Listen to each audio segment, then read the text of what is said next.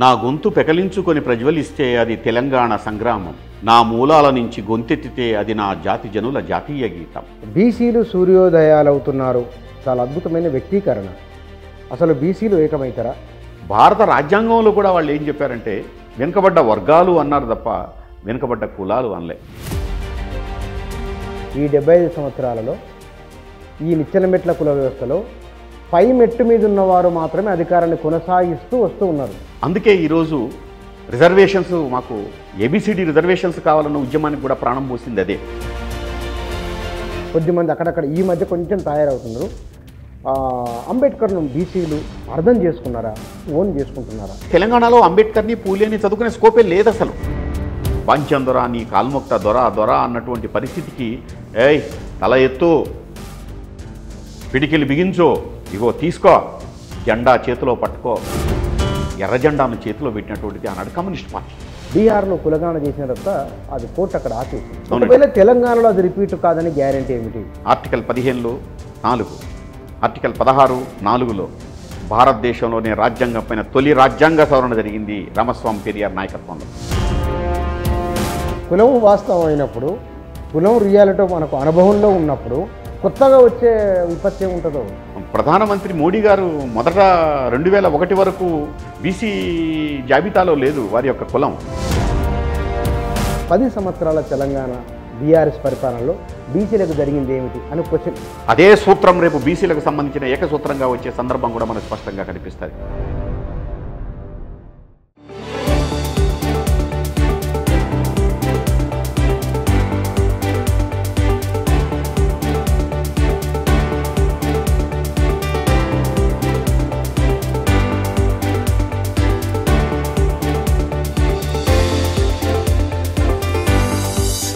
నమస్తే. తెలంగాణలో కాంగ్రెస్ ప్రభుత్వం ఏర్పడిన తర్వాత కులగణనకు సంబంధించి ఎన్నికల ముందు చెప్పిన మాటను ఆచరణ రూపంలో తీసుకొచ్చే ప్రయత్నం చేస్తూ ఉన్నది. అయితే ఈ ప్రయత్నం ఎంత వేగంగా జరుగుతున్నది అనే ప్రశ్న ఒకటైతే కనుక, ఈ కులగణన ఎప్పుడు చేయబోతున్నారు? ఇందులో ప్రధానంగా బీసీలది ప్రధానమైన పాత్ర కాబట్టి బీసీల రాజకీయ అవకాశాలు, వారి భవిష్యత్తు ఎట్లా ఉండబోతున్నది, బీసీలకు ఇచ్చిన హామీని ఈ ప్రభుత్వం ఎంత మేరకు నెరవేర్చే అవకాశం ఉన్నది, నెరవేర్చకుంటే ఏమిటి, ఎట్లా, ఈ విషయాల గురించి మాట్లాడదాం. ఈ మధ్యకాలంలో ఈ చర్చ చాలా పెద్ద ఎత్తున జరుగుతూ ఉన్నది. 20-30 సంవత్సరాలుగా బీసీ సమస్యలపైన రాస్తున్నవారు, మాట్లాడుతున్నవారు, జర్నలిస్టుగా, కవిగా, తెలంగాణ ఉద్యమకారునిగా ఈ 2-3 దశాబ్దాలలో పనిచేసిన వారు జూలూరి గౌరీశంకర్ గారు. వారు మన దగ్గర ఉన్నారు. వారితో అంశాల గురించి మాట్లాడదాం. సార్ నమస్కారం. నమస్కారం. ఏం సార్ పేపర్లు తీసుకొచ్చారు? ఏంది అది? ఇది ఒక బీసీ ప్రపంచం కోసం రాసుకున్నాను. ఇటీవల కాలంలో రాసిన ఒక పోయం అండి. చదవండి చూద్దాం. పోయం అయిన తర్వాత ఇంటర్వ్యూకి వెళ్దాం. ఓకే. నా గొంతు పెకలించుకొని ప్రజ్వలిస్తే అది తెలంగాణ సంగ్రామం. నా మూలాల నుంచి గొంతెత్తితే అది నా జాతి జనుల జాతీయ గీతం. స్థానిక సంస్థల్లో సమవాట, చట్టసభల్లో సమస్థానాలు ఇక ఇవ్వక తప్పదు. మనందరం కలిసికట్టుగా కలిసి నిలువక తప్పదు. బీసీల ఎదతలుపులు తెరుచుకుంటున్నాయి, ఉద్యమ స్వరాలు మిన్నంటుతున్నాయి, బీసీ కారుమేఘాలు కమ్ముకొస్తున్నాయి.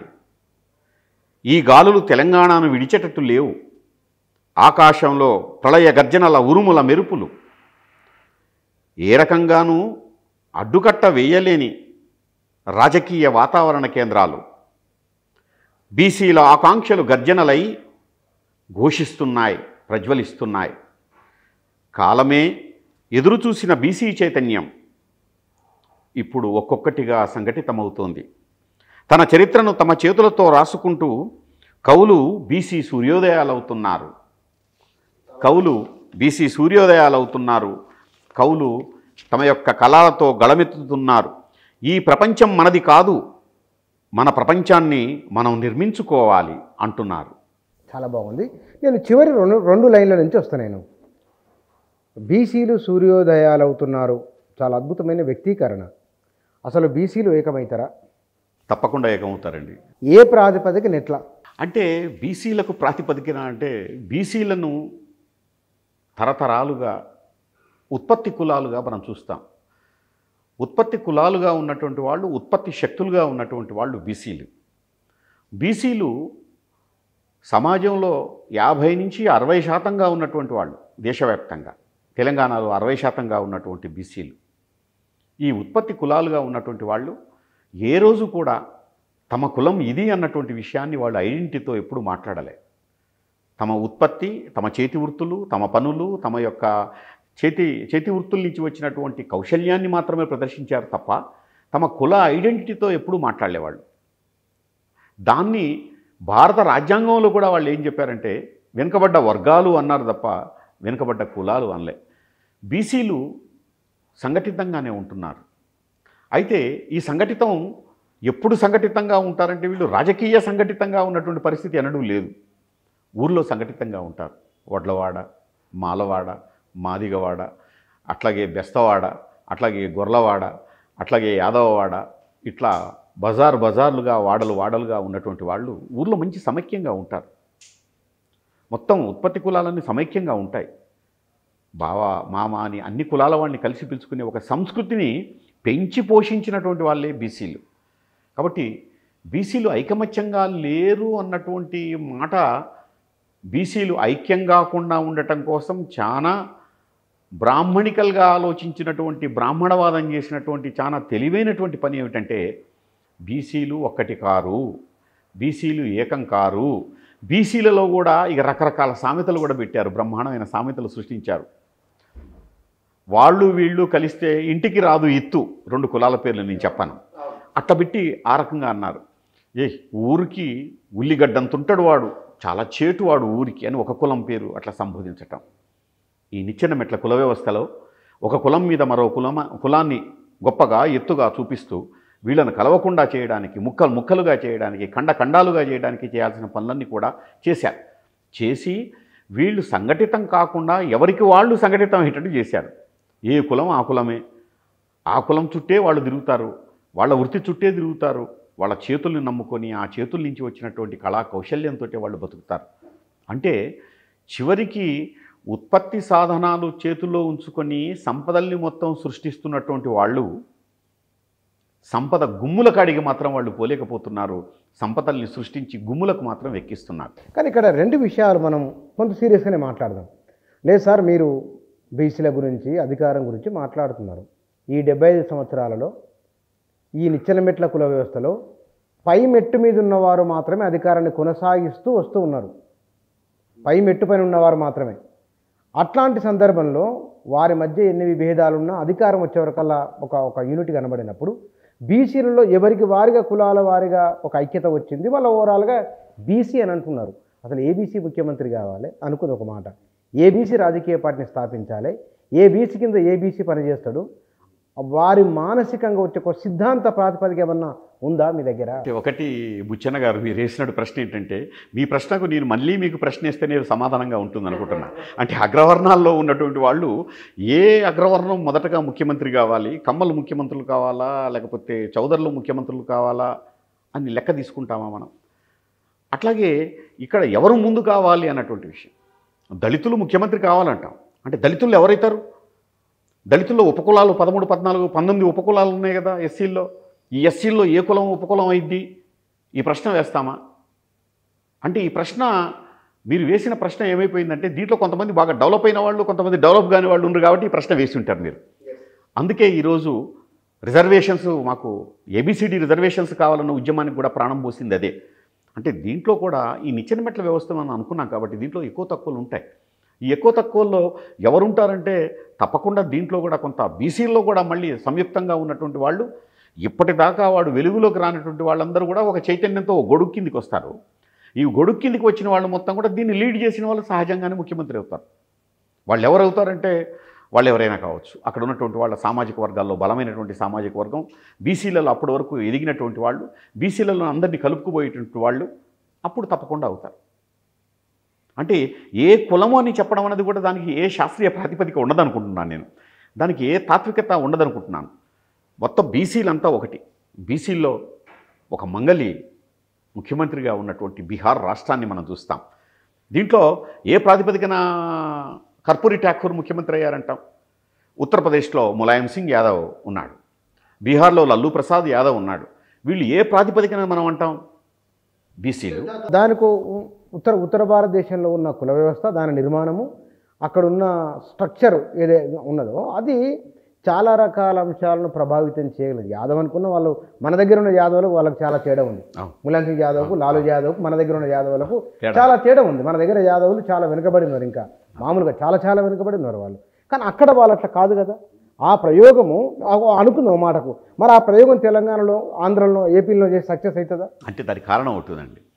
బీహార్ అండ్ ఉత్తరప్రదేశ్ ఈ 2 రాష్ట్రాలకు సంబంధించినటువంటి వాళ్ళు, 2 రాష్ట్రాల్లో ఉన్నటువంటి వాళ్ళు మీరు అన్నట్లుగా చాలా చైతన్యవంతులుగా ఉన్నటువంటి వాళ్ళు ఉన్నారు. భారతదేశంలో మొత్తం రామ్ మనోహర్ లోహియా యొక్క ఇన్ఫ్లుయెన్స్ తోటి, రామ్ మనోహర్ లోహియా సోషలిస్టు ఉద్యమాల యొక్క ప్రభావం బ్రహ్మాండంగా ఉంది. ఎంత గొప్ప ప్రభావం ఉందంటే, భారతదేశానికి అంబేద్కర్ ఏ రకంగా సామాజిక విప్లవం రావాలని కోరుతున్నాడో, అదే సమయంలో రామ్ మనోహర్ లోహియా కూడా సోషలిస్టు విప్లవం తీసుకొని వచ్చాడు. అప్పుడు అంబేద్కర్ గారు చేస్తున్నటువంటి ఉద్యమానికి, ఇక్కడ మనం జరుగుతున్నటువంటి ఉద్యమానికి అడ్వాన్స్గా మనం ముందుకు అడుగులు వేస్తున్నటువంటి సందర్భంలో అంబేద్కర్ గారు చేసినటువంటి చాలా గొప్ప పని అని ఆయన ఉత్తరమే రాశాడు ఒకటి, రామ్ మనోహర్ లోహియా. మీరు జీవితాన్ని అనుభవించినటువంటి అణిచివేతల నుంచి ప్రజ్వలిస్తున్నటువంటి స్వరంతో సామాజిక స్వరాన్ని కోరుతున్న వాళ్ళు. మేము ఒక రకంగా అవుట్ సైడర్గా ఉండి నేను సామాజిక విప్లవం కోసం అన్నట్టు మాట్లాడుతున్నటువంటి వాడిని. కాబట్టి అంబేద్కర్ గారు మీరు చేస్తున్నటువంటి ఉద్యమం తప్పకుండా విజయవంతం కావాలన్నటువంటి చైతన్య పరిపక్వత ఉన్నటువంటి రామ్ మనోహర్ లోహియా నుంచి వచ్చినటువంటి సోషలిస్టులుగా ఉన్నటువంటి వాళ్ళు లల్లూ ప్రసాద్ యాదవ్, ములాయం సింగ్ యాదవ్, కాబట్టి కర్పూరి ఠాకూర్, వీళ్ళంతా వచ్చినటువంటి వాళ్ళు ఆ శక్తితో వచ్చారు. కాబట్టి వాళ్ళు ఆదిలోనే ముఖ్యమంత్రులుగా అయ్యేటువంటి పరిస్థితి. మీరు అక్కడ దాకా తమిళనాడు తీసుకోండి, తమిళనాడులో ఉన్నటువంటి పరిస్థితి. తమిళనాడులో కరుణానిధి సన్నాయి కులం, మంగళి కులానికి చెందినటువంటి కరుణానిధి కూడా ముఖ్యమంత్రిగా ఉన్నటువంటి సందర్భం. దక్షిణాదిన, మీరు ఉత్తరాదిన అంటే దక్షిణాదిలో ఒక జెండా వేశారు. అయితే కరుణానిధి డిఎంకే ఇచ్చినటువంటి స్పిరిట్, రామ్ మనోహర్ లోహియా ఇచ్చినటువంటి స్పిరిట్ని తెలుగు సమాజాలు అందుకోలేకపోయాయి. తమిళనాడులో అక్కడ వచ్చిన ఉద్యమం, అక్కడ వచ్చిన నాస్తిక ఉద్యమం కానీ నానా రకాల అంశాలు అక్కడ ఉన్నాయి. ఇక్కడ ఉద్యమాలు రావడానికి తమిళనాడుకి, అవిభక్త ఆంధ్రప్రదేశ్కి మనం పోల్చుకొని చూసినప్పుడు కొంత తేడా ఉంది. దానికి కారణం ఏంటంటే, అక్కడ నాస్తిక ఉద్యమాలు జరిగాయి, ఇక్కడ భూమి భుక్తి విముక్తి కోసం ఉద్యమాలు జరిగాయి. అక్కడ హేతుబద్ధమైనటువంటి ఉద్యమాలు జరిగాయి, రాజ్యాంగబద్ధమైన హక్కులు మాకు కావాలని ఉద్యమాలు జరిగాయి, బహుజన వర్గాలకు సంబంధించిన సామాజిక న్యాయం జరగాలంటే ఉద్యమాలు జరిగాయి. రామ్ మనోహర్ లోహియా అన్నవాడు అసామాన్యమైనటువంటి వ్యక్తి, మామూలు మనిషి కాదు. రామ్ మనోహర్ లోహియా చేసినటువంటి పోరాటం మొత్తం దేశవ్యాప్తంగా ఒక పెద్ద స్వరాన్ని వినిపించినటువంటి, తమిళులందరినీ ఏకం చేసి, బ్రిటిష్ కాలంలో కులగణన చేస్తుంటే అడ్డుపడ్డటువంటి వాళ్ళు, ఆధిపత్య వర్గాలు కులగణన చేయవద్దని బ్రిటిష్ వాళ్ళకు అడ్డుపడ్డటువంటి వాళ్ళు, ఇది అన్యాయం అని చెప్పి తిరుగుబడ్డటువంటి వాడు రామ్ మనోహర్ లోహియా. కాబట్టి రామ్ మనోహర్ లోహియా చేసినటువంటి పోరాటాలని నిజంగా మీరు ఈ సందర్భంగా బుచ్చన్న గారు ఇప్పుడు చాలా రెలవెంట్గానే కాకుండా ఇప్పుడు దాకా చదువుకున్నటువంటి పరిస్థితి, లోహియా గురించి బహుజన వర్గాలు ఇంకా లోతుగా చదవనటువంటి వాళ్ళు ఇప్పుడు చదవాల్సినటువంటి పరిస్థితి. తమిళనాడులో ఉద్యమాలు చాలా చైతన్యవంతమైన ఉద్యమాలు, నాస్తిక ఉద్యమమే కాదు, బహుజన ఉద్యమం కూడా ఎంత స్పిరిట్తో ఉంటుందంటే చాలా శక్తివంతమైనటువంటి బహుజన ఉద్యమాన్ని తమిళనాడులో నిర్మించారు. మహాత్మా జ్యోతిబా పూలే ఇచ్చినటువంటి ఇన్స్పిరేషన్, అంబేద్కర్ భారత రాజ్యాంగం యొక్క స్ఫూర్తి, ఈ రెండింటినీ రంగరించుకొని తొలి జెండాగా ఎగరవేసినటువంటి వాడు రామ్ మనోహర్ లోహియా. అంటే రామ్ మనోహర్ లోహియా బహుజనులకు సంబంధించినటువంటి అస్తిత్వం, ఆ అస్తిత్వం కోసం జరుగుతున్నటువంటి పోరాటాన్ని దేశవ్యాప్తంగా ముందుకు తీసుకునేటువంటి ఒక పెద్ద స్వరం, మామూలు స్వరం కాదండి అది. చివరకు నెహ్రూ ప్రభుత్వాన్ని కదిలించినటువంటి సందర్భం భారతదేశంలో తొలిసారిగా రామ్ మనోహర్ లోహియా చేశాడు. అంటే లోహియా చేసినటువంటి పని ఏమిటంటే, భారత రాజ్యాంగంలో బహుజనులకు సంబంధించినటువంటి రిజర్వేషన్స్ లేకపోవడం అనేది చాలా దారుణమైనటువంటి విషయం. అంటే రిజర్వేషన్స్ కోసం ఎవరెవరు అడ్డుపడ్డారో కూడా ఆ రోజుల్లో అంబేద్కర్ చేసినటువంటి పోరాటానికి అడ్డుపడ్డటువంటి వాళ్ళు ఎవరో కూడా రామ్ మనోహర్ లోహియా తెలుసు. కాబట్టి భారత రాజ్యాంగంలో అంబేద్కర్ చేయడానికి ప్రయత్నం చేస్తే అడ్డుపడ్డ వాళ్ళు ఉన్నారు. అడ్డుపడ్డటువంటి వాళ్ళని జయించడానికి కూడా అంబేద్కర్ బ్రహ్మాండమైనటువంటి స్ట్రగుల్ చేసినటువంటి వాడు. చివరికి అంబేద్కర్ తన యొక్క రాజీనామా, బీసీలకు రిజర్వేషన్లు ఇవ్వలేకపోవడం, మనం బీసీలకు రిజర్వేషన్లు ఇవ్వాలి రాజ్యాంగబద్ధంగా, మహిళల యొక్క హక్కులను కాపాడాలి, హిందూ కోడ్ బిల్ పెట్టాలి అని చెప్పి తను న్యాయశాఖ మంత్రిగా రాజీనామా చేసి ఆ పార్లమెంటు మెట్ల దగ్గరికి వచ్చి బోరున విలపించినటువంటి వాడు అంబేద్కర్. అంబేద్కర్ ఇచ్చినటువంటి స్ఫూర్తితోటి రామ్మనోహర్ లోహియా బ్రహ్మాండమైన ఉద్యమాన్ని చేశాడు.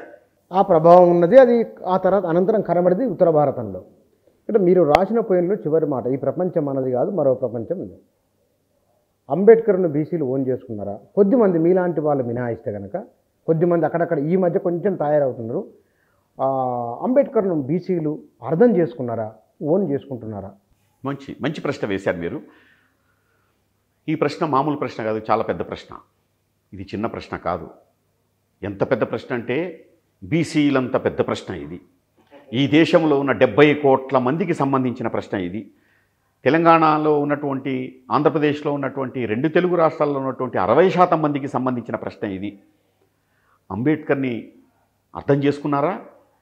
అంబేద్కర్ని అవగాహన చేసుకున్నారా? అంబేద్కర్ని చదివారా? బీసీలంటే మనకు అదృష్టమో దురదృష్టమో మనకు వచ్చినటువంటి సందర్భం ఏమిటంటే, ఈ సామాజికమైన నేపథ్యాన్ని, సామాజిక బ్యాక్గ్రౌండ్ కూడా మనం బుచ్చన్న గారు చాలా సీరియస్గా ఆలోచించాలి. అంబేద్కర్, రామ్మనోహర్ లోహియా వీళ్ళ గురించి పూర్తిగా తెలుగు సమాజం చదవలేదు. మహాత్మా జ్యోతిబా పూలే పేరు తెలియనటువంటి వాళ్ళు కూడా ఉన్నారు తెలుగు సమాజంలో. రామస్వామి పెరియార్, నారాయణ గురు పేర్లు తెలియనటువంటి వాళ్ళు ఉన్నారు. దానికి కారణం ఏంటంటే, చాలా వరకు ప్రపంచంలో ఎక్కడా లేనటువంటి నిరక్షరాస్యులే జరిపిన మహోద్యమం ఏదైనా ఉంటే అది తెలంగాణలో జరిగింది. తెలంగాణలో ఉన్నటువంటి దొరసెంట్రిక్గా ఉన్నటువంటి దొరగడీలకు అనేటువంటి వ్యతిరేకమైన పోరాటం వెట్టి చాకిరి. ఆ వెట్టి చాకిరికి వ్యతిరేకమైనటువంటి పోరాటం ఒకటి ఇక్కడ జరిగింది. ఆ వెట్టి చాకిరి వ్యతిరేక పోరాటం ఏం చేసిందంటే, అంబేద్కరు, రామ్మనోహర్ లోహియాలు, పూలేలు వీళ్ళని చదువుకోలే. ఇక్కడ వీడొచ్చి ఈ వెట్టికి తల ఉంచుకొని, అయ్యా బాంచన్ దొర, నీ కాల్మొక్త దొర అన్నటువంటి పరిస్థితికి, ఏయ్ తల ఎత్తు, నిలబడు, పిడికిలు బిగించో, ఇగో తీసుకో, జెండా చేతిలో పట్టుకో అని ఎర్ర జెండాను చేతిలో పెట్టినటువంటిది ఆనాడు కమ్యూనిస్ట్ పార్టీ. కమ్యూనిస్ట్ పార్టీ ఎర్ర జెండా చేతిలో పెట్టిన తర్వాత వాడు జెండా పట్టుకున్నాడు, పిడికిలు బిగించాడు, లేచి నిలబడ్డాడు. దీంతో ఏమైపోయిందంటే, కమ్యూనిజానికి సంబంధించిన అంశము, సోషలిస్టు ఉద్యమాలు, సోషలిస్టు విప్లవాలు, అమ్మ నవలను కూలీలందరూ కూర్చుంటే ఒక టీచర్ వచ్చి అక్కడ అమ్మ నవలను చదివి వినిపించటం, ఇది మనం చూసాం తెలంగాణలో. అంటే తెలంగాణలో అంబేద్కర్ని, పూలేని చదువుకునే స్కోపే లేదు అసలు. ఇక్కడ ఏమొచ్చిందంటే, వీళ్ళకు ఉన్నటువంటి మొత్తం కూడా తెలంగాణలో ఉన్నటువంటి నిరక్షరాస్యత, వెనుకబాటుతనము ఇవన్నీ కలిపేసి ఏమైందంటే, ఇక్కడ ఉన్న ఎస్సీ, ఎస్టీ, మైనారిటీలు, బీసీలకు సంబంధించినటువంటి సామాజిక వర్గాలు మొత్తం కూడా ఎర్ర జెండాల్లోకి వెళ్ళిపోయాయి. బండి యాదగిరి, బండెనక బండి గట్టి 16 బండ్లు గట్టి, ఏ బండ్లే వస్తావు కొడుకో నైజాము సర్కరవాడ అన్నటువంటి బండి యాదగిరి పాడినటువంటి పాట, కదులు అని ఫెళ విరుచుకు పడండి అని చెప్పేసి సుద్దాల హనుమంతు పాడినటువంటి పాట, ఇవన్నీ కూడా బీసీలు, ఎస్సీలు, ఎస్టీలు, మైనారిటీలు వీళ్ళందరూ కలిసి చేసినటువంటి ఒక మహోజ్వలమైనటువంటి పోరాటం, తెలంగాణ సాయుధ పోరాటం జరిగింది. అంటే ఈ తెలంగాణ సాయుధ పోరాటం జరిగిన కాలం కూడా 1946 నుంచి 51 వరకు జరిగిన సుదీర్ఘమైన పోరాటం. ఈ సుదీర్ఘమైనటువంటి పోరాటంలో సుమారు 4000 మంది నేల కొరిగినటువంటి సందర్భం. అంటే ఈ నేపథ్యం నుంచి మనం చూస్తున్నప్పుడు, ఇదే ప్రభావంతో తర్వాత వచ్చినటువంటి తెలంగాణ సాయుధ పోరాటం అనంతరం వచ్చినటువంటి ప్రత్యేక తెలంగాణ రాష్ట్ర సాధన ఉద్యమం 69 ఉద్యమం ఎగియటం, 365 మంది అమరులు కావడం, దాని తర్వాత మళ్ళీ దాన్ని అణిచివేసిన తర్వాత మళ్ళా జరిగినటువంటి పరిణామం ఏంటంటే, నక్సల్బరీ వసంతమేఘ గర్జనలు, అట్లా ఇక్కడ విప్లవోద్యమాల యొక్క ప్రభావం కూడా తెలంగాణ మీద బలంగా పడింది. శ్రీకాకుళం పోరాటం యొక్క ప్రభావం బలంగా పడింది. ఈ పోరాటాల యొక్క ప్రభావంతో ఇక్కడ జరిగినటువంటి పరిణామం ఏంటంటే, మొత్తంగా మళ్ళీ ఇక్కడ విద్యార్థి సంఘాలు, యువకులుగా ఉన్న వాళ్ళంతా మళ్ళీ పిడికిళ్ళు బిగించి విప్లవోద్యమం వైపు వెళ్ళినటువంటి సందర్భం ఎక్కువగా కనిపిస్తుంది. కళాశాలలు కథన రంగాలైనటువంటి సందర్భం అని చెప్తుంటారు. విప్లవ పోరాటాలు కంచుకోటలుగా కళాశాలలు, విశ్వవిద్యాలయాలు మారారని చెప్పుకుంటారు. ఈ నేపథ్యం మొత్తం కూడా అంబేద్కర్ని, పూలేని చదువుకునే పరిస్థితి లేకుండా వీళ్ళంతా కూడా మార్క్స్ లెనినిజము, మావో ఆలోచన విధానము, వ్యవసాయక విప్లవానికి ఇరుసుగా ఉన్న నూతన ప్రజాస్వామిక విప్లవాన్ని విజయవంతం చేయాలనడం, ఇది విప్లవాల యుగం అన్నది, విప్లవిస్తే జయం అన్నది గోడల మొత్తం కూడా ఎర్ర సిరాతోటి లిఖించబడడం, ఇవన్నీ ఉన్నటువంటి నేపథ్యం నుంచి అసలు అంబేద్కర్ చేసినటువంటి పోరాటము, అట్లాగే జ్యోతిబా పూలే చేసినటువంటి పోరాటము, ఆ పోరాటాల నుంచి వచ్చినటువంటి రామ్మనోహర్ లోహియా నుంచి వచ్చిన లోహియా తత్వము, పెరియార్, రామస్వామి పెరియార్, నారాయణ గురు, బహుజన వీరులు, బహుజన చరిత్ర ఇది లేదు. ఇదంతా ఏమైపోయిందంటే మనకు ఒకే ఒక పదంలో చెప్పడేశారు తెలంగాణలో. తాడితులు పీడితులు అన్నారు, కథం ఓగాయ. ఎస్సీలు బీసీలు ఎస్టీలు మొత్తం దాంట్లో కలిసిపోయారు మొత్తం కూడా. తాడిత పీడితులు అంటే వాళ్ళే కదనే, ఎస్సీ ఎస్టీ బీసీ మైనారిటీలు కదనే, ఆదివాసీలు కదనే, గిరిజనులు కదనే, కొండజాతి బిడ్డలు కదనే అని చెప్పిండ్రు. కొండజాతి బిడ్డ తాడిత పీడితకి అందరూ తాడిత పీడిత అనేటువంటి పదంలో పడిపోయారు. దీంతో ఇక్కడ బహుజనులకు సంబంధించినటువంటి అస్తిత్వం, దళిత చైతన్యం, దళితులకు కావాల్సినటువంటి చైతన్యం, దళితులు కూడా మొత్తం కూడా ఉన్నటువంటి వాళ్ళంతా కూడా ఎర్రజెండాల కిందనే ఉన్నటువంటి సందర్భం, ఈ పోరాటాల్లోనే ఉన్నటువంటి సందర్భం. దళిత ఇంటలే బొజ్జాతారకం లాంటి వ్యక్తి వచ్చి దళిత ఐడియాలజీకి సంబంధించినటువంటి ఫిలాసఫీని అసలు భాగ్యరెడ్డి వర్గం చదువుకునే పరిస్థితి. ఏ తెలంగాణ గడ్డ మీద, ఏ హైదరాబాద్ గడ్డ మీద దళితుల కోసం ఫైట్ చేసినటువంటి భాగ్యరెడ్డి వర్మ కూడా మొన్న తెలంగాణ రాష్ట్ర సాధన ఉద్యమంలో దాన్ని వెలుగులోకి తీసుకొచ్చినటువంటి సందర్భం. తెలంగాణ ప్రభుత్వం వచ్చినాక భాగ్యరెడ్డి వర్మకు సంబంధించినటువంటి జయంతులు వర్ధంతులు జరపడం. అక్కడ ఆది హిందూ భవన్ అంటే అక్కడ బస్ స్టాప్ అక్కడ ఆగుద్ది, బస్సు దిగి ఆది హిందూ భవనం చదువుకొని పోతారు. ఎవరి ఆది హిందూ భవన్ అన్నటువంటి విషయాన్ని ఎవరు చెప్పారు చరిత్రలో? అంబేద్కర్నే చదువుకునేటువంటి పరిస్థితి ఇక్కడ. బీసీలే కాదు, ఇక్కడ ఎస్సీ ఎస్టీ మైనార్టీ వర్గాలకు సంబంధించిన వాళ్ళ యొక్క చైతన్యం కూడా ప్రజ్వలించి రాకపోవడానికి కారణం ఇక్కడ ఎర్రజెండాల యొక్క ప్రభావం విపరీతంగా ఉండడం. ఆ రోజుల్లో ఎర్రజెండాల్లో ఉన్నటువంటి వాళ్ళు ఈ రోజు కొంచెం ఏదో కొంచెం మార్పు వచ్చి లాలు నీలు అంటున్నారు, కానీ అప్పుడు చూస్తే అసలు వాళ్ళని పూర్తి వ్యతిరేకులు అన్నటువంటి విషయం కూడా చెప్పినటువంటి సందర్భం కూడా ఉంది. ఆ రోజుల్లో బ్రహ్మాండంగా ఏందా కోటేంది, వ్యవహారం ఏంది, కథ ఏంది, వాళ్ళంతా కూడా బ్రిటిష్ ప్రభుత్వానికి వ్యతిరేకించిన దాంట్లో, ధిక్కరించిన దాంట్లో వీళ్ళ పాత్రలు ఏం చేస్తారు తీయండి అని కమ్యూనిస్టులు పాఠాలు చెప్పినటువంటి సందర్భం. ఈరోజు లాల్ నీళ్ళు అంటున్నారు. అదొక అంశం. ఇక్కడ మనం బీసీలకు కులగణన చేయాలి. మనకు బీహార్ ఒక తీర్పు, ఒక ఉదాహరణ ఉంది. అంటే ఇవంతా మనం అంటే ఇవాళ ఉన్న పరిస్థితి ఏమిటి, దాని నేపథ్యం ఏంటో కొంచెం మాట్లాడుకున్నాం. ఓకే, బీహార్లో కులగణన చేసిన తర్వాత అది కోర్టు అక్కడ ఆపేసింది. ఒకవేళ తెలంగాణలో అది రిపీట్ కాదని గ్యారంటీ ఏమిటి? బుచ్చి గారు చాలా మంచి ప్రశ్న వేస్తారు. అన్ని వీళ్ళు మంచి ప్రశ్నలే వేస్తారు ఇప్పుడు కూడా. దాంట్లో మీరు ప్రతి ప్రశ్న మంచి ప్రశ్న అనాల్సిన అవసరం లేదు. బీహార్ కాదు, రేపు తెలంగాణలో జరిగిన తర్వాత కూడా కులగణన అయిపోతూ ఉంటే రెడీగా ఒక 10 మంది ఉంటారు. వాళ్ళు ఎప్పుడు ఒక బ్యాచ్ ఉంటుంది. జరగనియండి, కులగణన జరిగితే బాగానే ఉంటుంది.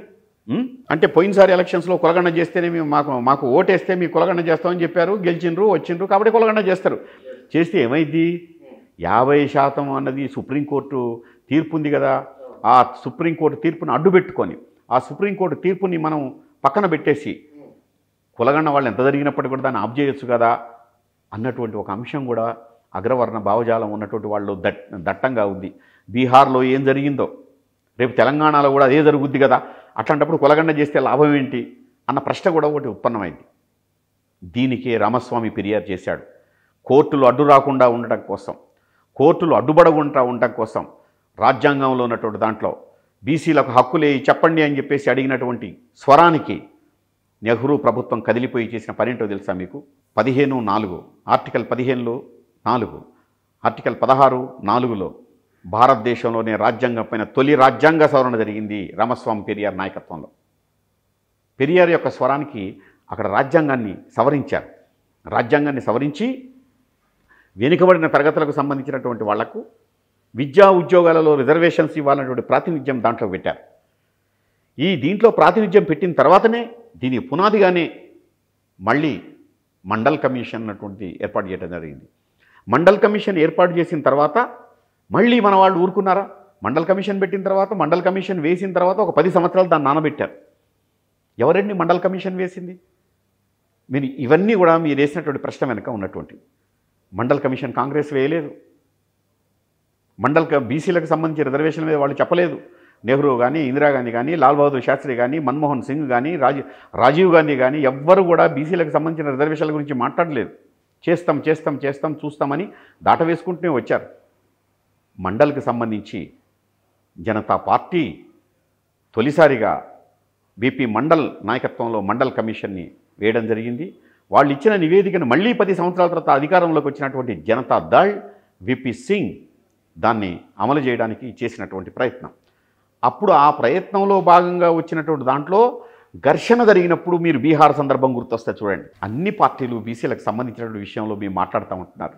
అన్ని పార్టీలు బీసీల పక్షాన్నే మేము ఉంటామని అంటున్నారు.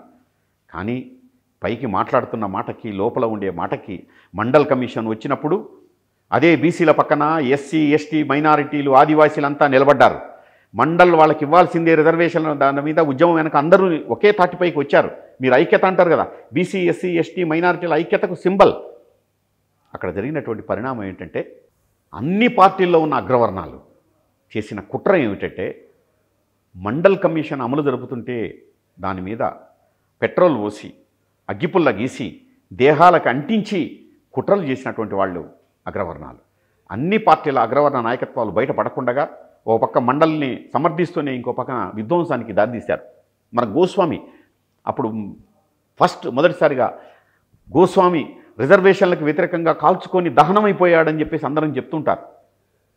బాగా దాన్ని మీడియా మొత్తం కూడా పెద్ద ఎత్తున ప్రచారం చేసింది, ప్రపంచవ్యాప్తంగా ప్రచారం చేసింది.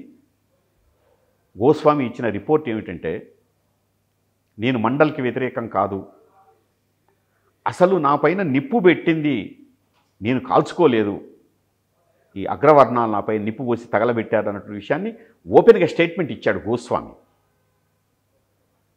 మండల్ కమిషన్ అమలు విద్యా ఉద్యోగాలలో రిజర్వేషన్లు సామాజిక న్యాయం కావాలంటే కమండలాలు మొత్తం ఒక్కసారిగా లేచినటువంటి సందర్భం నుంచి జరిగినటువంటి విధ్వంసం మామూలు విధ్వంసం కాదు. కానీ విపి సింగ్ మొండిగా తన ప్రధాన పదవిని కూడా వదులుకొని దానికి కూడా సిద్ధపడి మండల్ కమిషన్ అమలు చేస్తానని చెప్పిన తర్వాత కమండలానికి బలంగా మద్దతు ఇస్తున్నది ఎవరు? కమండలాలకు మద్దతు అగ్రవర్ణాలే, డబ్బులున్న వాళ్ళే, పెట్టుబడి శక్తులే. ఎవరుంటారండి ఈ దేశంలో? పెట్టుబడి శక్తులేనండి. పెట్టుబడి శక్తులు మొత్తం ఎవరంటే అగ్రవర్ణ ఆధిపత్యంగా ఉన్నటువంటి వాళ్ళు మాత్రమే చేశారు ఈ విధ్వంసాలన్నింటినీ. కారకులు వాళ్లే, దేశవ్యాప్తంగా చేసినటువంటి వాళ్ళు, అన్ని రాష్ట్రాల్లో దాన్ని సంఘటితంగా ఎదుర్కొన్నటువంటి వాళ్ళు బహుజనుల గొంతుకతోటి ముందుకు వచ్చారు. బీసీ ప్రధానమంత్రి ఉన్నారు, బీజేపీ చేసింది. బీజేపీ వచ్చినాక బీసీ ఆర్థికంగా వెనుకబడిన వారికి రిజర్వేషన్ వచ్చింది. ఒక బీసీ ప్రధానమంత్రి ఉన్న తర్వాత ఇక బీసీ సమస్యలు పరిష్కారాలకు మార్గం దొరికినట్లే కదా చర్చ కూడా ఉన్నది. బీసీ ప్రధాని అంటే బీసీ ప్రధానమంత్రిగా ఉండి ఆయన బీసీగా వ్యవహరించినటువంటి సందర్భం ఉండాలి. తన వెనక ఉన్నటువంటి ఎవరో ఉంటారు, తన వెనక ఉన్నటువంటి మనకు బీజేపీ వెనక ఉన్నటువంటి ఆర్ఎస్ఎస్లు జరుపుతున్నటువంటి పరిస్థితి. కాబట్టి ప్రధానమంత్రి మోడీ గారు మొదట 2001 వరకు బీసీ జాబితాలో లేదు వారి యొక్క కులం.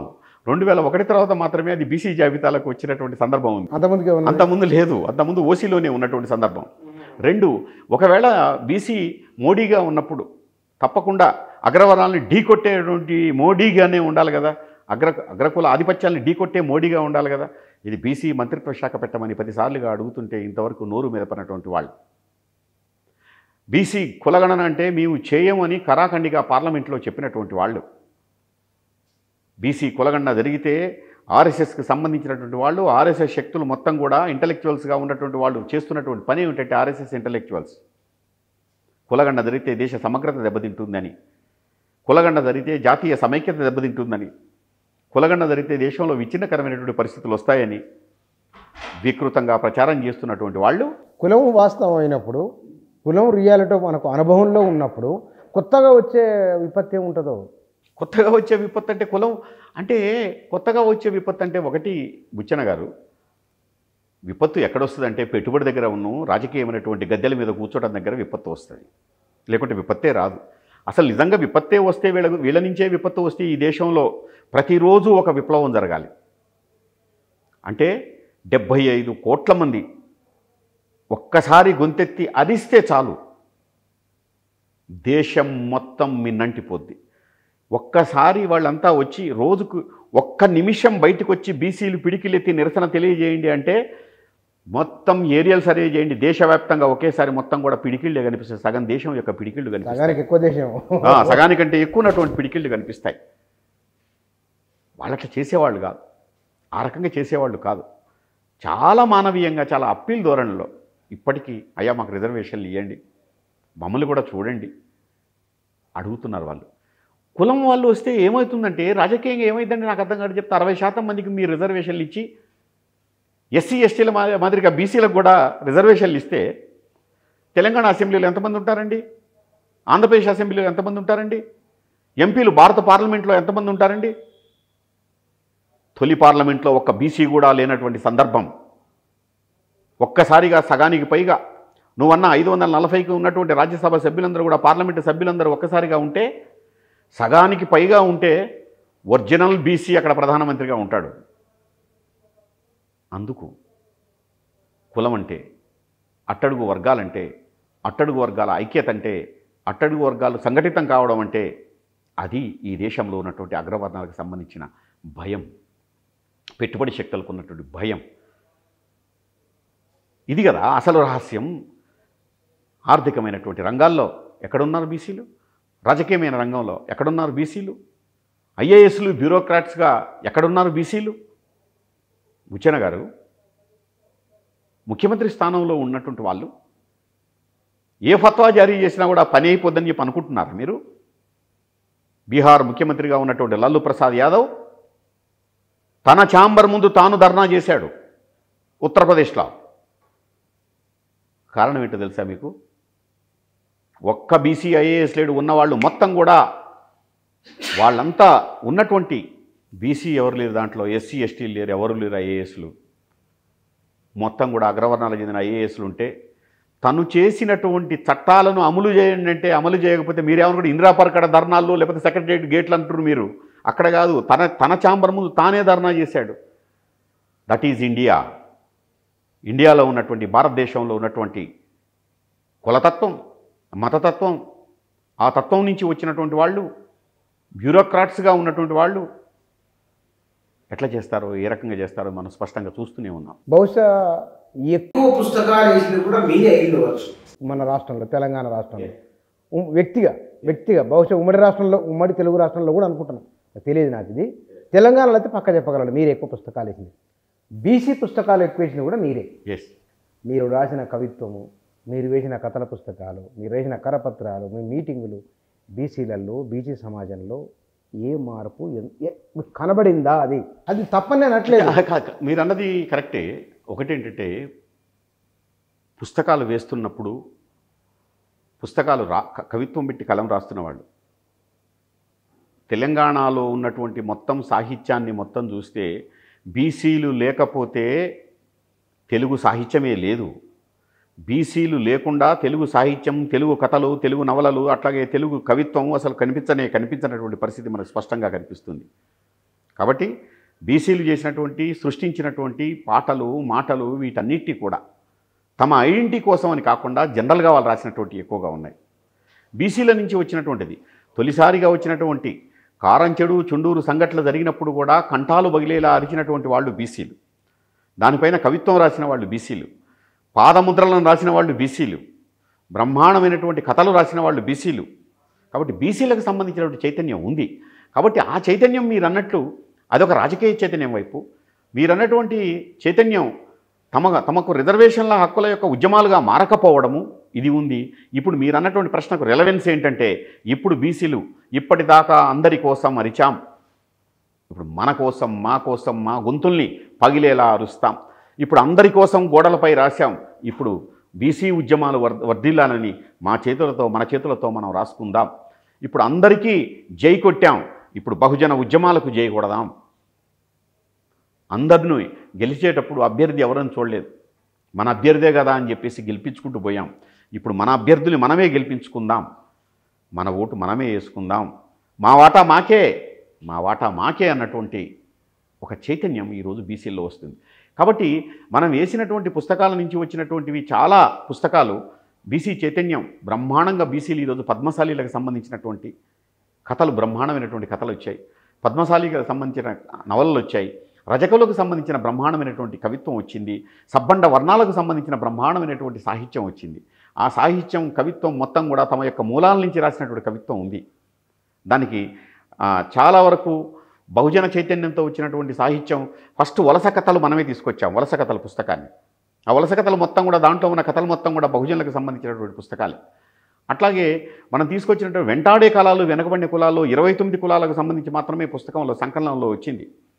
దాని తర్వాత ఇప్పుడు తెలంగాణలో ఉన్నటువంటి 130 బీసీ కులాలు ఉంటే ఇప్పుడు ఒక్కొక్క కులం నుంచి ఒక్క కవిత అయినా వచ్చి ఉంటుంది. తప్పకుండా 130 బీసీ కులాలపైన బీసీ యొక్క సాహిత్యం స్పష్టంగా వచ్చింది.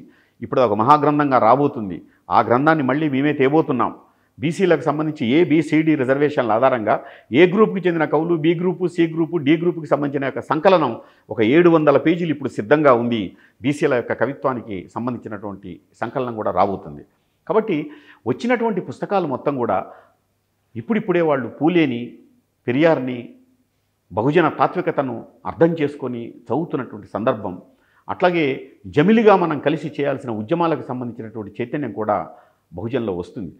అయితే దీనికి మొత్తంగా ఒక వాదంగా, బీసీ వాదంగా అవి రూపుదాల్చుతున్నాయి. ఇప్పటిదాకా వాళ్ళు ఏం చేశారంటే, ఇది చాలా వరకు వచ్చినటువంటి బీసీ తాత్వికతతో వచ్చిన పుస్తకాలకు కూడా ఇక్కడున్న మీడియా నుంచి కావాల్సినటువంటి ప్రజెంటేషన్ లేదు. ఇక్కడ ఉన్నటువంటి సాహిత్య పేజీల్లో కూడా వాళ్ళకి కావాల్సిన ప్రాధాన్యత లేదు. ప్రింట్ మీడియాలో అసలు పూర్తిగా దాన్ని విస్మరించినటువంటి పరిస్థితి. ఆర్ కృష్ణయ్య పాపం బీసీ భవన్ నుంచి వచ్చి ఇందిరా పార్కు దాకా ధర్నా చేస్తాడు, జోన్ పేజీలో వేస్తాడు. ఈ మధ్య రాజ్యసభ సభ్యుడైంది కాబట్టి అప్పుడప్పుడు కొంచెం సింగిల్ కాలం ఐటమ్స్ మొత్తం వస్తున్నాయి. కాబట్టి ఆయన మొత్తం కూడా నల్లకుంట జోన్లో కూడా ఒకసారి వచ్చినా ఆశ్చర్యం లేదు. అది విద్యానగర్ జోన్లో కూడా వార్త రావచ్చు.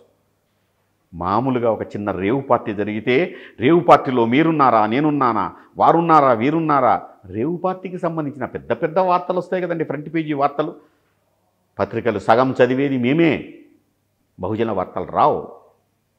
చూద్దాం, ఈరోజు కొన్ని వేల ఎలక్ట్రానిక్ కళ్ళు కనిపిస్తున్నాయి మనకు మొత్తం కూడా. ఎవరి వస్తున్నాయండి? బహుజనులకు సంబంధించిన ఎన్ని చర్చలు జరుగుతున్నాయండి? రోజు టీవీ డిబేట్స్లో ఎన్ని చర్చలు జరుగుతున్నాయండి? ఎన్నికల్లో రిజల్ట్స్ వస్తే ఆ రిజల్ట్స్ మీద ఎనాలిసిస్ చేస్తే నిజంగా వాడు గెలిపించినోడు బీసీనే, ఓడించినోడు బీసీనే, దాంట్లో ఎటువంటి తేడానే లేదని నేను స్పష్టంగా చెప్తున్నా. బీసీ అన్న పదం ఒక్కటి లేకుండగా బ్రహ్మాండమైన డిబేట్ జరుగుతాయి. మన వాళ్ళు ఎనలిస్టులు, ఈ ఇస్టులు, ఆ ఇస్టులు ఎనాలిసిస్ చేసి చెప్తారు తప్ప చర్చని. ఈ దేశంలో మోడీకి సీట్లు తగ్గితే కూడా బీసీలు ఓట్లు వేయకపోవడం వల్లే మోడీకి సీట్లు దక్కాయి. ఈసారి ఇండియా శక్తులకు కొన్ని సీట్లు పెరగడానికి కారణం కూడా దేశంలో కుల గణన అన్నటువంటి అంశాన్ని రాహుల్ గాంధీ వీధికి వాడవాడకు తీసుకుపోయి చెప్పడం వల్ల. వాళ్ళు అమలు చేస్తారా లేదా అది వేరు విషయం. బీసీల గొంతు కరకరా కోసింది కాంగ్రెస్ పార్టీనే కావచ్చు 77 సంవత్సరాలు. కానీ ఎన్నికల కోసం వాళ్ళు చెప్తున్నటువంటి మాట మాత్రం స్పష్టంగా కులగణన చేస్తాం, మా యొక్క జాతీయ ఎజెండా అని నాగపూర్లో ఉన్న ఏఐసిసి సమావేశంలో చెప్పారు. కామారెడ్డిలో ఎన్నికల్లో బీసీ డిక్లరేషన్ ఇచ్చారు. చాలా ప్రోగ్రెసివ్గా మాట్లాడుతున్నారు. ఉదయపూర్లో జరిగినటువంటి డిక్లరేషన్లో ప్రతి కాన్స్టిట్యున్సీలో 2 బీసీలకు ఇస్తామన్నారు. బీసీలు మొత్తంగా మాకు దూరమైపోయారు కాబట్టి బీసీలు మొత్తం కూడా మా దగ్గరికి రావాలంటే మళ్ళీ ఓట్లే అస్త్రం. ఆ ఓట్ల అస్త్రం ఏంటంటే బీసీ కులగణనటువంటి విషయాన్ని. అంటే అన్నీ అయిపోయినాక ఆఖరికి రాజుగారి తలుపు తెరవక తప్పని తలుపు ఏమిటంటే బీసీ తలుపు తెరవక తప్పదు. ఆ తలుపుని కాంగ్రెస్ పార్టీ తెరిచి కులగణన అన్నటువంటి అంశాన్ని స్పష్టంగా చెప్పింది. అంటే తెలంగాణలో బీఆర్ఎస్ ఓటమి కారణం బీసీలేనా? బీసీలకు చాలా వరకు కులగణన విషయం కూడా ఒక రకమైన ప్రభావం చూపించింది. సరే మీరన్న లెక్క మళ్ళీ 3%, 4%, 2% అంటారు. ఓటమికి సంబంధించి మోడీ బీసీల ఓట్లేలే, మోడీ ఓడిపోయాడు. బీసీలు ఓట్లు కేసీఆర్ కూడా ఓడిపోయాడు. ఇప్పుడు ఒకటండి, బీసీల సామాజిక వర్గాలకు సంబంధించినటువంటి దాన్ని మళ్ళీ ప్రశ్నగా కూడా చేయాల్సిన అవసరం లేదు. ఓపెన్గా చెప్తున్నాను, 60% ఉన్న వాళ్ళు ఓట్లు ఎట్టేస్తే వాళ్ళు గెలుస్తారండి. 60% ఉన్నవాళ్ళు దేశంలోనైనా రాష్ట్రంలోనైనా అటు ఆంధ్రప్రదేశ్లోనైనా ఎక్కడైనా సరే. 10 సంవత్సరాల తెలంగాణ బీఆర్ఎస్ పరిపాలనలో బీసీలకు జరిగింది ఏమిటి అని క్వశ్చన్, మీ సమాధానం ఏమిటి సంక్షిప్తంగా? ఒకటి, ఎందుకంటే మనం తప్పకుండా ఉన్నదంటే మాట్లాడు, దాంట్లో ఏం తేడా లేదు. బీసీలకు సంబంధించినటువంటి దాంట్లో 10 ఏళ్లలో జరిగినటువంటి పరిస్థితి ఏమిటంటే తెలంగాణ ప్రభుత్వం తెలంగాణకు సంబంధించినటువంటి ఉద్యమ ఉత్తేజంతో వచ్చినటువంటి బీఆర్ఎస్ 10 సంవత్సరాల్లో మీకు నాకు ప్రపంచం మొత్తానికి తెలిసినటువంటిది వాళ్ళు తీసుకునేటువంటిది మొత్తం కూడా ఇరిగేషన్ మీద అత్యంత కీలకమైనటువంటి అంశంగా తీసుకున్నారు. విద్యుత్కి సంబంధించి ఒక కీలకమైనటువంటి అంశంగా తీసుకున్నారు. అప్పటి వరకు కుప్పగూలినటువంటి అనేక రంగాలను పూర్తిగా పునర్నిర్మించడానికి చేయాల్సినటువంటి పనులలో మనందరము కలిసి చేసినటువంటి పనులు కూడా ఉన్నాయి. రాష్ట్ర పునర్నిర్మాణానికి సంబంధించినటువంటి రీకన్స్ట్రక్షన్కి సంబంధించినటువంటి పనులు బ్రహ్మాండంగా జరుగుతున్నటువంటి సందర్భం. ఆ సందర్భంలోనే 10 సంవత్సరాలు గడిచినటువంటి కాలం ఉంది.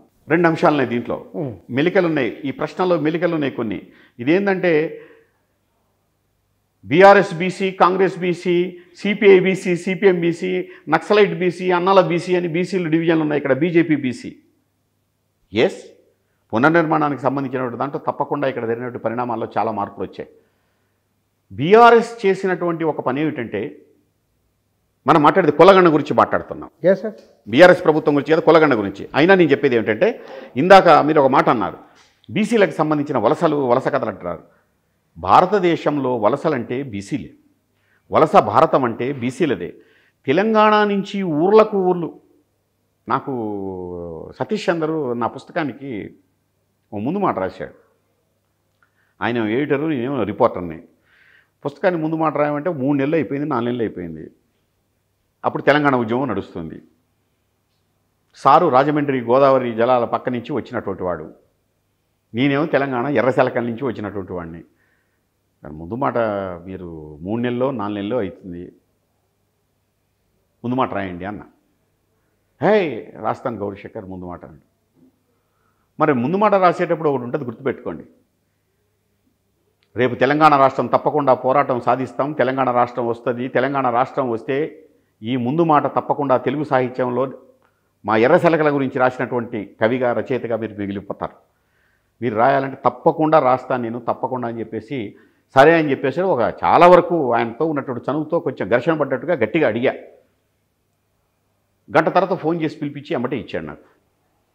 ఆయన ఇచ్చినటువంటి ముందు మాటల్లో నాకు బాగా నచ్చినటువంటిది ఏంటంటే, జస్ట్ 10 లైన్లో 15 లైన్లో రాశాడు. ఆయన రాసినటువంటి ముందు మాటల్లో తెలంగాణ మొత్తం కూడా స్పష్టంగా దాంట్లో కనిపిస్తున్నటువంటి సందర్భం ఉంది. 2004లో వచ్చినటువంటి పుస్తకం, 2004లో వచ్చిన పుస్తకానికి ఆయన రాసింది, నీళ్లు, ప్రేమకు నీళ్లు, పుట్టుకకు నీళ్లు, ఆటకు నీళ్లు, ఆట విడుపుకు నీళ్లు, నీళ్లల్లో పుట్టి నీళ్లల్లో పెరిగి నీళ్లల్లో ఆడి నీళ్లల్లోనే మునిగి తేలినటువంటి వాణ్ణి. నాకు నీళ్లు లేక ఊళ్ళకు ఊళ్ళే ఖాళీ అయిన గ్రామాలు ఉంటాయని నాకు తెలియదు. ఊర్లన్నీ ఖాళీ అయిపోయినాక ఊర్లో ఉన్నటువంటి గ్రామంలో కుక్కి మంచం పైన ఓ గాజుకళ్ళ ముసలవ్వ ఉంటుందని నాకు తెలియదు. ఆ గాజుకళ్ళ ముసలవ్వ కళ్ళే జూలూరు కవిత్వం, అది తెలంగాణ కవిత్వం. ఒక్కసారి ఆవేశంతో నదుల ఆనకట్టలు దించి తెలంగాణలో ఒక్కసారి గంగమ్మను చూడాలని ఉందని చెప్పి సతీష్ చంద్ర రాసిన మాట 2004లో రాశాడు. ఇది రిలవెన్స్. తెలంగాణ మొత్తం కూడా తుమ్మ చెట్లతోటి ఎండిపోయినటువంటి సందర్భంగా ఉంది. మొత్తం తుమ్మ చెట్లు, ఆముదపు చెట్లు మొలుస్తున్నాయంటే నీళ్లు లేకుండా పాతాళంలోకి పోయి వేర్లు పోయి నీళ్లు తెచ్చుకునేటువంటివి బతికేవి తుమ్మ చెట్లు, ఖర్జూర చెట్లు. అలాంటి తెలంగాణ మొదటగా సస్యశ్యామలం కావాలని పునర్నిర్మాణం జరుగుతున్న సందర్భంలో మొదట రీబ్యాక్ వలసల మొత్తం కూడా వెనక్కి రావాలంటే దాంట్లో వచ్చినటువంటి 80% మంది బీసీలే వచ్చారు. తెలంగాణ పునర్నిర్మాణంలో జరిగినట్టు పెద్ద పని. మళ్ళీ తెలంగాణకు వచ్చినటువంటి బీసీలు తమ ఊళ్ళకు తాము పోయినటువంటి సందర్భం, చెరువులు నిండిన సందర్భం, చెరువులు నిండినటువంటి చెరువుల నుంచి మీరు మనకు అన్నీ తెలుసు ఆ జలాలకు సంబంధించినటువంటి పరిస్థితి. ఆ మార్పు మాత్రం జరిగింది. ఉన్నటువంటి తక్కువ సమయంలో తెలంగాణలో వలసలు ఒకటి వచ్చాయి. ఈ వలసలకు సంబంధించి మాత్రం 2 సందర్భాలు ఉన్నాయి. ఒకటి సతీష్ చంద్ర రాసినటువంటి ముందు మాట, నా పుస్తకాన్ని రాసినటువంటి ముందు మాట. రెండవది, ఈ ముందు మాట చదివిన వాళ్ళు చాలా తక్కువ మందిగా ఉండొచ్చు, కానీ బహుజనులకు సంబంధించినటువంటి ఒక తాత్విక చింతనకు చేసి గోరటి వెంకన్న రాసినటువంటి పల్లె కన్నీరు పెడుతున్నటువంటి పాట మాత్రం తెలంగాణ సమాజంలో ఎవరు బీసీలకు సంబంధించి ఎవ్వరూ మాట్లాడలేదు. ఏ పాలక పక్షం మాట్లాడలేదు, ఏ సోషాలజిస్టులు కూడా బీసీలకు సంబంధించి ఎవరు మాట్లాడలేదు. ఒక గోరటి వెంకన్న మాత్రమే పల్లె కన్నీరు పెడుతుందంటే అందరూ ఒలవలా ఏడుస్తుంటే చూసినాం. విశ్వవిద్యాలయాల్లో కన్నీరు పాట తెలుగు సాహిత్యంలోనే ఒక మైల్ స్టోన్. అది అందులో తెలుగు సాహిత్యంలో మైల్ స్టోన్ కాదు, సామాజిక శాస్త్రాలలో కూడా. సామాజిక శాస్త్రాలు బుచ్చన్న గారు దాంట్లో ఉన్నటువంటి మొత్తం కూడా ఉత్పత్తి కులాలు, ఉత్పత్తి శక్తులే ఈ సమాజానికి ప్రాణం అన్నటువంటి దాన్ని మనకు దాంట్లో స్పష్టంగా కనిపిస్తుంది.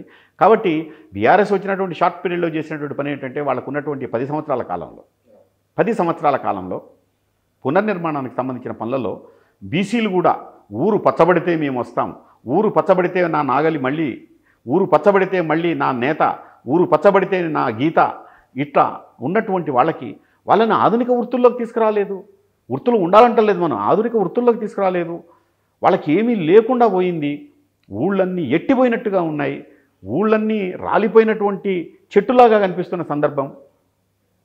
అలాంటి సందర్భంలో ఊరు పచ్చబడడం, ఊరు పచ్చబడ్డ ఊరు నుంచి కొంత ఒక కదలిక వచ్చినటువంటి సందర్భం మాత్రం బీఆర్ఎస్ పార్టీ చేయగలిగింది. ఆ మేరకు అంతవరకు చేయగలిగింది. ఇక్కడ రేవంత్ రెడ్డి పరిపాలన బీసీల విషయంలో ఎట్లా ఉన్నది, ఎట్లా ఉండొచ్చు అని మీరు అనుకుంటున్నారు?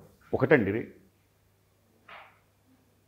బీసీలకు సంబంధించినటువంటి బతుకులు మారడం అన్నది అధికార పార్టీలు ఓడిపోవడం గెలవడంతో ముడిపడ్డది కాదు, ఒక ప్రధానమైన అంశం. కాకపోతే ఏంటంటే మీరు ఇందాక అడిగిన ప్రశ్నకి ఏంటంటే కులగణన చేస్తాం మాకు ఓట్లేయండి అంటే బీసీలు కూడా ఓట్లేశారు. ఇప్పుడు డైరెక్ట్ సమాధానం వచ్చింది కదా. అంతే అంతే అవును. కులగణన చేస్తే అంటే కరెక్టే, మాకు కులగణన చేస్తే మనకు రిజర్వేషన్లు వస్తాయట. రాహుల్ గాంధీ గారు చాలా బాగా చెప్తున్నాడు, మొత్తం మేము 42% రిజర్వేషన్స్ స్థానిక ప్రభుత్వాలు ఇస్తాం.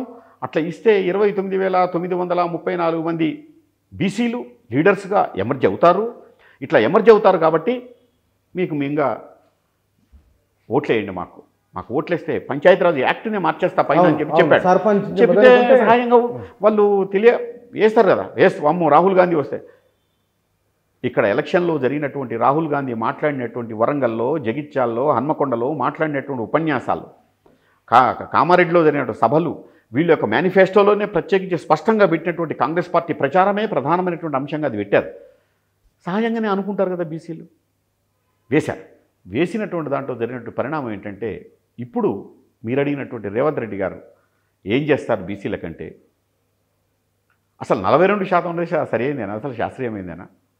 56% బీసీలు ఉంటే 42% పెడతా అంటాం, అసలు సరి అయిందేనా? ఫస్ట్ సరే పోనీ 42% పెడతాడు, సంతోషమే, చేయండి 42%.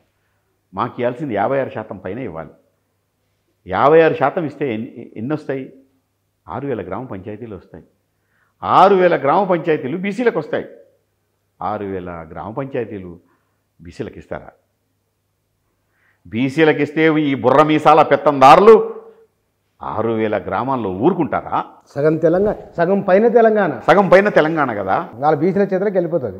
6,000 గ్రామాలు వస్తే ప్రతి కాన్స్టిట్యున్సీలో 200 గ్రామాల్లో 100 గ్రామాలు బీసీల చేతుల్లోకి వస్తే 100 గ్రామాల సర్పంచులు టిక్కు పెట్టినోడే ఎమ్మెల్యే అవుతారు కదా రేపు. రానిస్తారా? రాహుల్ గాంధీ చెప్పడం బాగుంది గాంభీర్యంగా, రేవంత్ రెడ్డి అదే గాంభీర్యంతో చేస్తాడా అన్నది ఇక్కడ ప్రశ్న.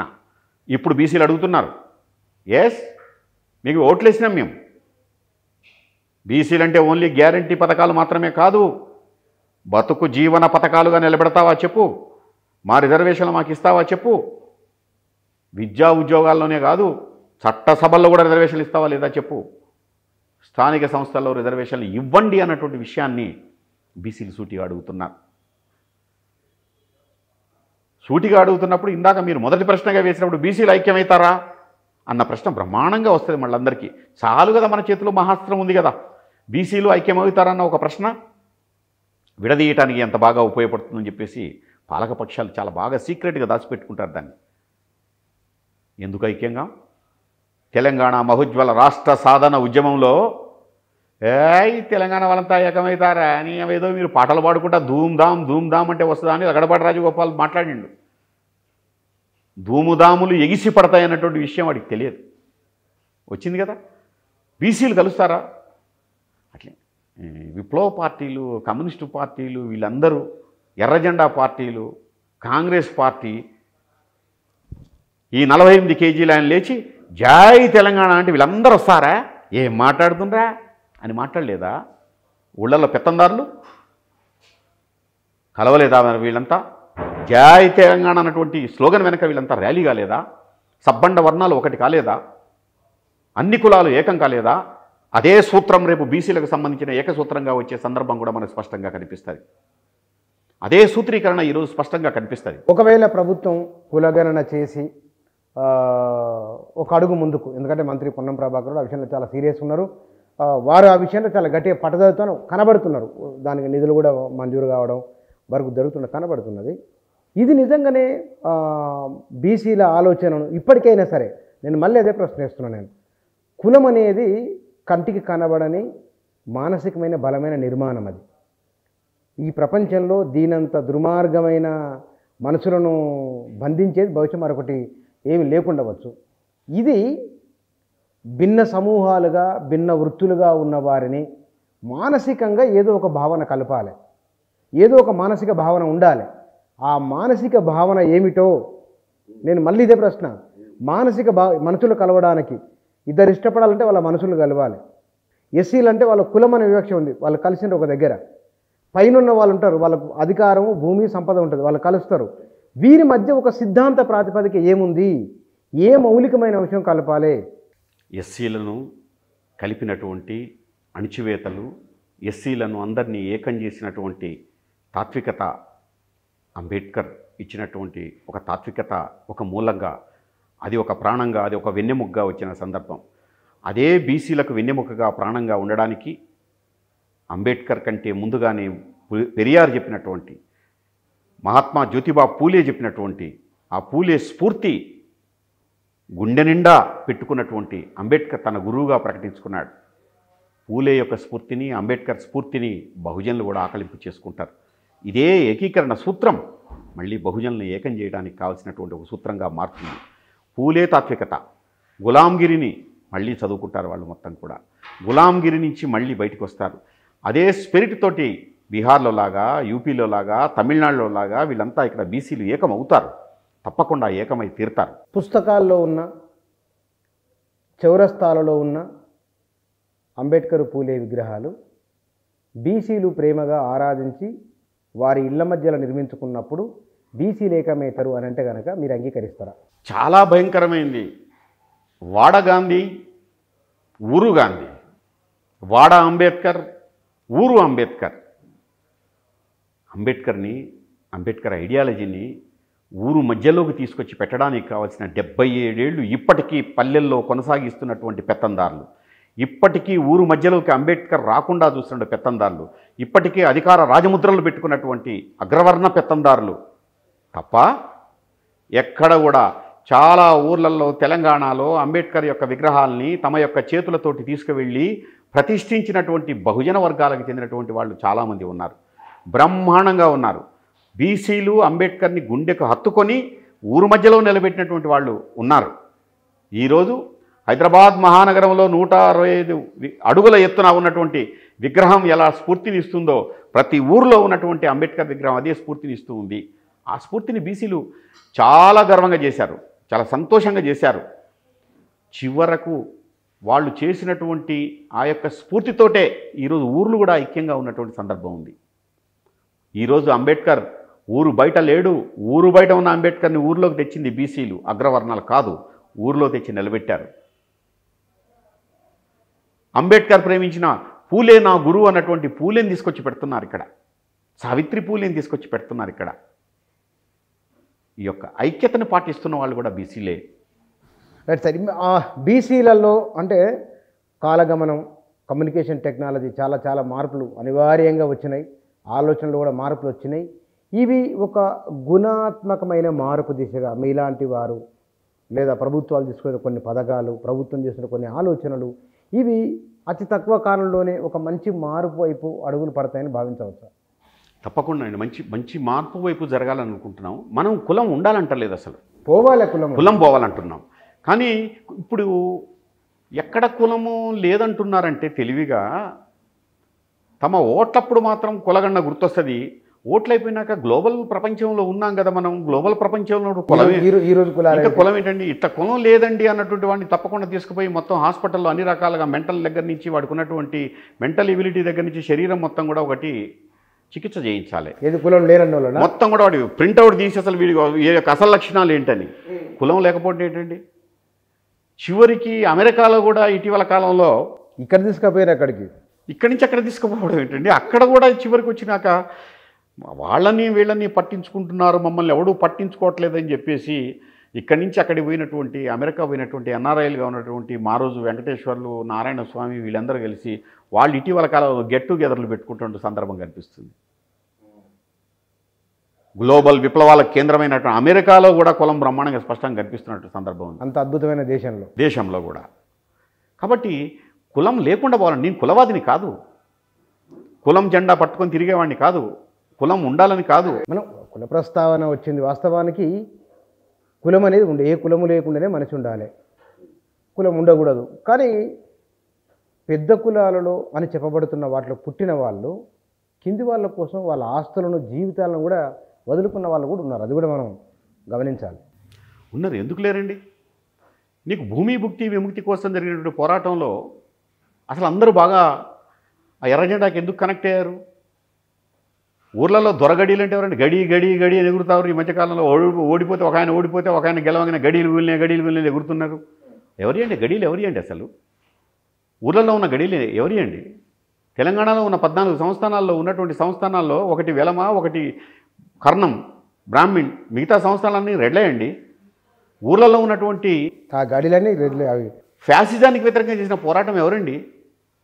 దొర గడియలకు వ్యతిరేకంగా, దొరలకు వ్యతిరేకంగా పనిచేసినటువంటి వాళ్ళు మీరన్నటువంటి అగ్రవర్ణాల్లో ఉన్నటువంటి భీమిరెడ్డి నరసింహారెడ్డి పనిచేశాడు, రావి నారాయణ రెడ్డి పనిచేశాడు, ఆరుట్ల కమలాదేవి పనిచేసింది, ఆరుట్ల రామచంద్రారెడ్డి పనిచేశాడు. వీళ్ళు పనిచేశారు, వీళ్ళు త్యాగదనులు. తప్పకుండా వాళ్ళ కోసం పనిచేసిన వాళ్ళు ఉన్నారు. మనకి అక్కడ దాకా ఎందుకు? రామ్మనోహర్ లోహియా లేడా? లోహియా కూడా చేశాడు కదా. ఉన్నారు, అగ్రవర్ణాల్లో ఉన్నటువంటి వాళ్ళు ఉన్నారు. ఒకటే బుచ్చన్న గారు మనకు ఉన్నటువంటి డిస్కషన్ మొత్తంలో కూడా ఇది కులం ఉండాలని మన చర్చ కాదు, ఇది కులం పోవాలన్నది మన చర్చ. రెండో అంశం ఏంటంటే, ప్రధానమైనటువంటి అంశం ఈ దేశాన్ని నిర్వీర్యం చేస్తున్నటువంటి వాళ్ళు ఎవరంటే పాలక వర్గాలు. 75 కోట్ల మందికి సంబంధించినటువంటి వాళ్ళ యొక్క చైతన్యం మామూలు చైతన్యం కాదు కదా. వాళ్ళని ఆనాడు ఎస్సీ ఎస్టీలను అంటరాని వాళ్ళుగా వెలివేశారు. ఈరోజు ఆధునికంగా బీసీలను వెలివేస్తున్నటువంటి వాళ్ళు ఉన్నారు. ఈ 70% 75%గా ఉన్నటువంటి 75 కోట్ల మంది లేకుండగా ఈ దేశం అభివృద్ధి కాదండి. ఈ దేశం ముందుపడాలి.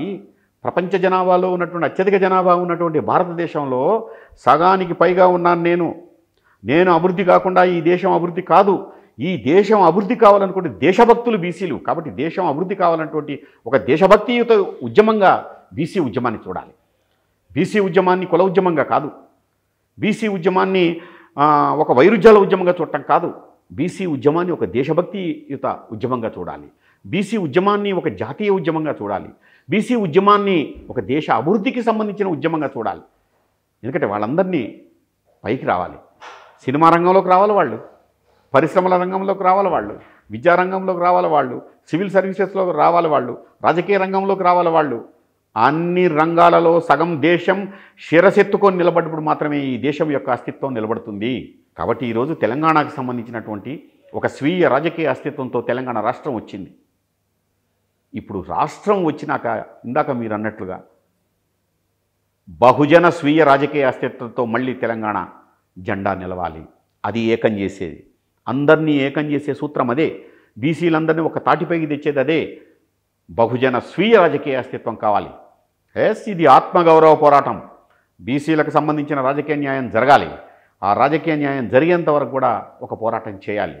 ఆ పోరాటమే వాళ్ళని ఐక్యం చేస్తుంది, ఏకం చేస్తుంది. కాబట్టి తెలంగాణలో ఉన్నటువంటి వాళ్ళు, మనం పాలకపక్షాల్లో ఉన్నటువంటి వాళ్ళు ఈ బహుజన ఉద్యమానికి సంబంధించి తప్పకుండా వాళ్ళు డీక్లాసిఫై అయ్యి కిందకు వచ్చేసి వాళ్ళని కలుపుకొని పోయినప్పుడే ఈ రాష్ట్రం, ఈ దేశం అభివృద్ధి చెందుతుంది. ఆ కోణం నుంచి మాత్రమే చూడాలి. మీరు 42% ఇస్తా అన్నారు, అది అశాస్త్రీయమైంది. 42%, అసలు 42% ఇస్తారా? 40% సాధ్యమైద్దా? 6000 గ్రామాల్లో మీరు ఒప్పుకుంటారా? అందుకే మనమంతా కూడా వచ్చినటువంటి స్ఫూర్తి కొమరయ్య స్ఫూర్తులు, ఐలమ్మ స్ఫూర్తులతో వచ్చాం. ఈరోజు జరుగుతుందేంటి? ఏమైపోయింది?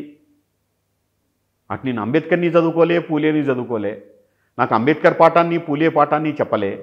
నేను మాక్సిమ్ గోర్కీ రాసిన అమ్మన వాళ్ళు చదివి బ్రహ్మాండమైనటువంటి ప్రేరణ పొందా. జూలియస్ ఫీజిక్ బ్రహ్మాండమైన రక్తాక్షరాలు చదువుకున్నా.